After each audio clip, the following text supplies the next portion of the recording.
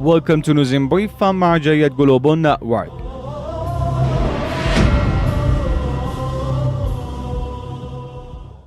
Daily meetings of the Grand Ayatollah Shirazi. The Grand Shia Islamic jurist Ayatollah Sayyid Sadiq Shirazi holds in-person meetings with large numbers of people, including religious scholars, university figures, and social and cultural activists, as well as public groups of people on a daily basis.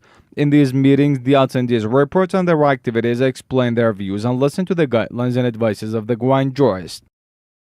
Seminary students from Karbala meet Grand Ayatollah Shirazi. A number of seminary students and teachers from Holy Karbala gathered at the central office of the Grand Ayatollah Shirazi in Holy Qom and met with His Eminence.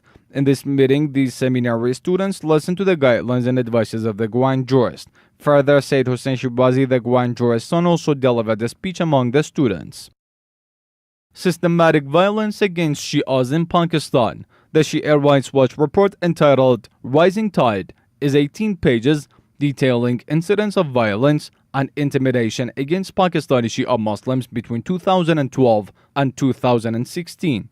The report gives a detailed account of how this already oppressed group has been marginalized further in recent years through systematic violence and lack of protection. Local Pakistani activists have recorded 914 attacks in different locations of Shia-populated areas of Pakistan. Such attacks resulted in the death of at least 2,040 and injury of 2,558 Shia Muslims. The reporters were unable to follow up on the health status of the injured victims due to lack of resources and security limitations. There is also no report on damage due to explosions and targeted killings, but SOW expects significant damage to properties as a result of bombing and attacks. Pakistan is suffering a major crisis in which terrorist groups are continuously committing mass events of violence against Pakistani Shia Muslims. Terrorist organizations mostly target Shia scholars, activists, or those who have senior positions. Shia Rights Watch concludes that violations were with the goal of suppressing the power of the Shia community within the larger society by creating fear. While Shia Muslims strive to be a part of their society, extremist organizations aim to limit their social and political involvement. Shia Rights Watch condemns acts of violence against Shia Muslims and all other minority groups. SOW calls on Pakistani authority to hold violators of human rights accountable for their action through just and fair trials.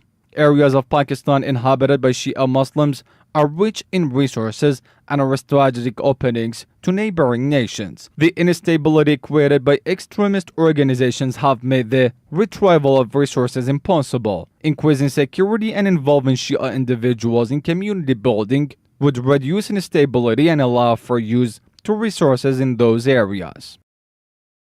Nonviolence Incorporation condemned over bad conditions of immigrant students in Egypt. Nonviolence Incorporation Free Muslim Association released a message to express its worries over the arrest of some Chinese religious student from the Egyptian authorities. The message by Nonviolence hints this organization has received verified legal reports that the Egyptian authorities have ordered the arrest of some Chinese student at Al-Azhar University on the basis of political charges.